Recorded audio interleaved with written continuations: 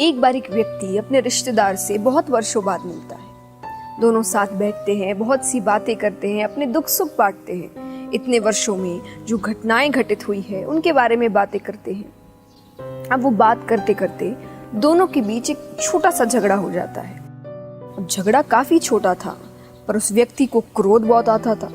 उसने अपने क्रोध में उस झगड़े को बहुत बड़ा बना दिया। बहुत सी ऐसी बातें कह दी जो रिश्तेदार को बहुत बुरी लगती है।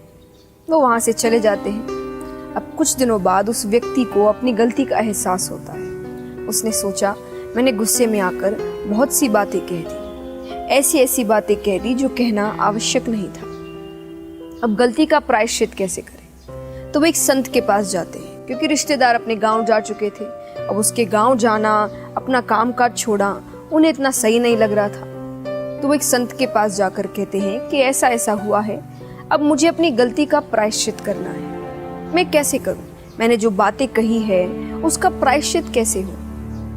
संत ने कहा, एक काम करो, ये मैं कुछ छोटे छोटे पंख दे रहा हूं तुम्हें, ये सारे इकट्ठा करके बीच बाजार में रख कर आ जाओ। व्यक्ति ने वैसा ही किया, रख कर वापस आता है। संत से कहते हैं कि अब क्या करूं?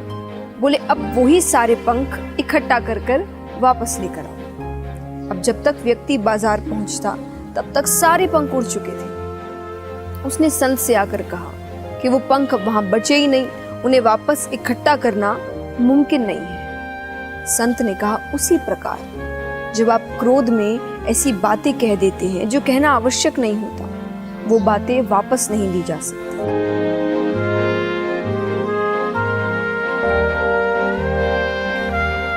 हम कई बार क्रोध में अपनी भावनाओं में इतने बह जाते हैं कि सामने वाले व्यक्ति के भावनाओं के बारे में कभी सोचते ही नहीं। इसीलिए कभी भी कुछ भी कहने से पहले 100 बार सोचें कि जो आप कहने जा रहे हैं क्या आप उसे वापस ले सकते हैं, और अगर नहीं ले सकते तो क्या वो शब्द इतने अच्छे हैं कि किसी व्यक्ति को बुरे ना लगे। इसीलिए हमेशा याद रखें, कुछ भी कहने से पहले 100 बार सोचें।